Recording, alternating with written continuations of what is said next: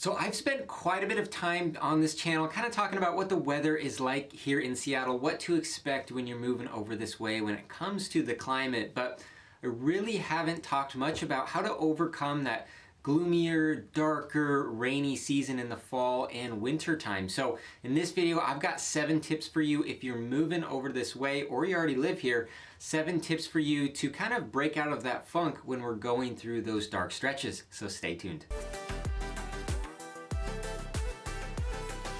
If you haven't already, make sure you subscribe to the channel. I am a local real estate agent over here. Love helping you guys out. A lot of you here from YouTube have reached out to me when you're moving over this way and you're looking to purchase a home here in the greater Seattle metro area.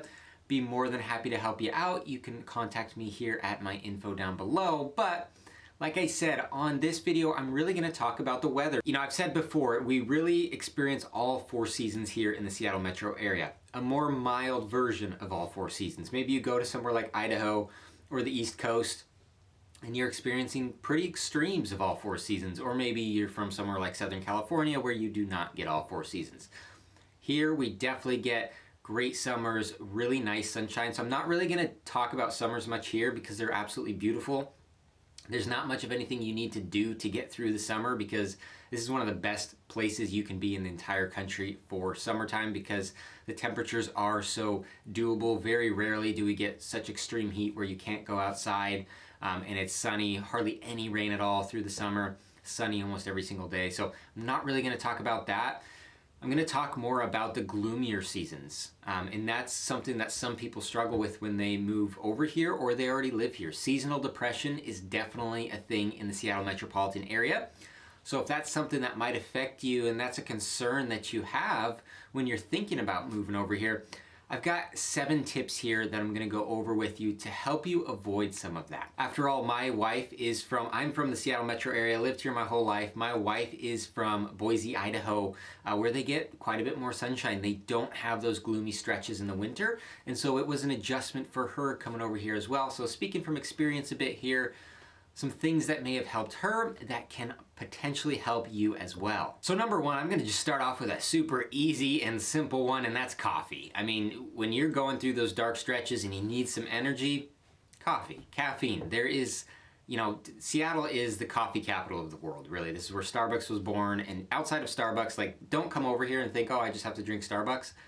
A lot of people actually hate Starbucks over here for various different reasons, but there are a ton of great local coffee spots, mom and pop shops, local owners that have some amazing places. Whether you want to drive through espresso stand and just grab something on your way to work or on your way out the door during the day, or you want to go sit down in a really cool coffee shop with all different types of vibes depending on what city you're in, if you're in downtown Seattle or you're in one of the suburbs, all sorts of different types of coffee shops in this area. So that's one thing, get caffeinated in the morning during those gloomy seasons to up your energy a bit. The number 2 thing to really think about is natural light in your house. So because we do go through these stretches, we're talking like October, November through February, March, you're gonna have a lot of gloomy stretches where you might not really see the sun for a week or 2. Sometimes that'll break, it depends on the year, it changes a bit, but you can certainly go 1-2 weeks without getting much sunshine at all, if not 3 weeks. So what some people really love, and this is common everywhere, but I think it's even more important here in the Seattle metro area, is to take advantage of as much sunlight as you can get. So if you're coming over here and you're looking for places to live, you're shopping for homes to buy, whatever the case is, look for places with great exposure to potential sunlight coming into the house. So big picture windows, skylights. Skylights are very popular around here and can be very important to bring a good amount of extra light into your home. I don't know how many other parts of the country have skylights and how common they are, but a lot of the homes around here have them.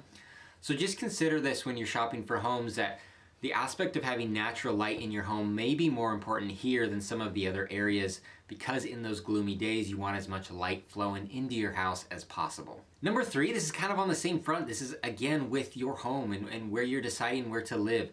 I personally think, and this is more of a personality, lifestyle type thing, I personally think a covered patio is essential when you're living over here.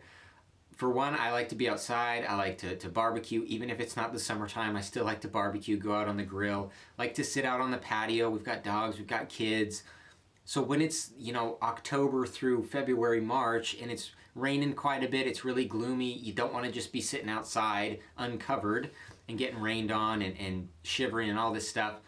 It's really, I think, important to have a covered patio at your home so you can still go outside, you can get some fresh air, enjoy the outdoors without getting soaking wet. So personally, and I've talked to a lot of people that feel the same way, covered patio, absolutely necessary when you're coming over this way if you do enjoy just kind of sitting outside of your house and enjoying some relaxing time, barbecuing, whatever the case is. Tip number 4 is don't be afraid of the rain. I just talked about a covered patio, of course, to keep you out of the rain, but more so on this front, don't be afraid to go out and do things. Really, when it's raining over here, not very often is it a torrential downpour in the Seattle metro area. You can look at the statistics of places that get the most rainfall on an annual basis in the United States.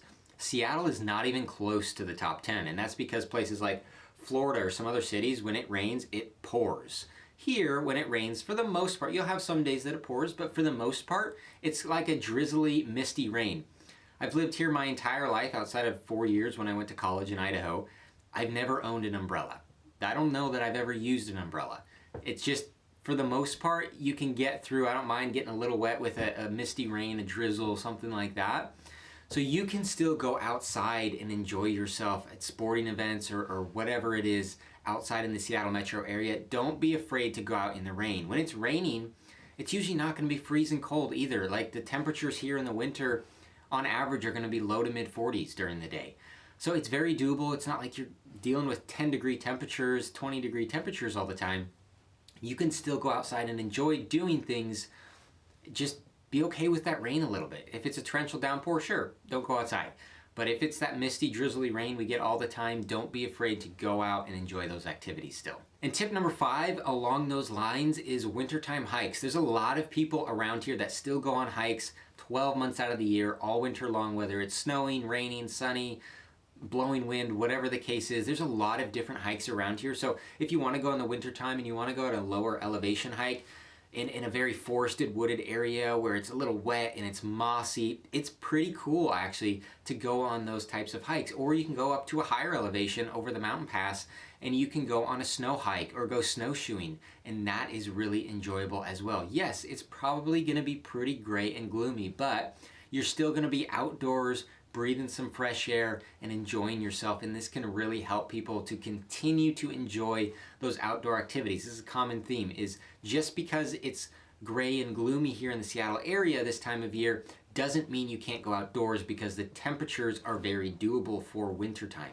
You experience that winter season, but it's not so cold, so frigid that you can't go outside. Tip number 6 is to go over to Leavenworth. So Leavenworth is a town 2 to 2.5 hours from the Seattle metro area, just on the other side of the mountain pass. You're going to drive up the pass and back down, and once you get down to the bottom of the pass, go a little bit further and you're going to get to Leavenworth. Leavenworth is one of the coolest places for Christmas time, probably anywhere. If you are obsessed with Hallmark or Lifetime movies, those Christmas movies, cheesy movies that are all the same, and you like a Christmas town, this is where you want to go in the wintertime. It is gorgeous here with the light displays they have. It's almost always snowy over there because it is a higher elevation. It's always pretty snowy in the winter over there. They've got so many different types of activities for the kids. You can go sledding in some areas. There's crafts and festivals. There's a lot of vendors, boutiques, great places to eat.